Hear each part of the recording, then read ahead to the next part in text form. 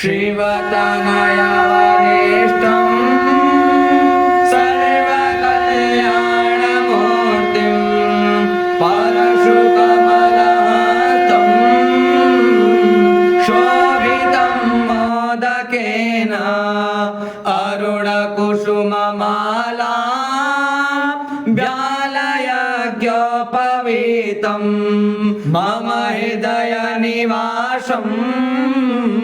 श्रीगणेशं नमामि। श्रीगणेशाय नमः। सिन्दूरवर्णं द्विभुजं गणेशं लम्बोदरं पद्मदले निविष्टं ब्रह्मादिदेवै परिसेव्यमानं ब्रह्मादिदेवै परिसेव्यमानं सिन्धये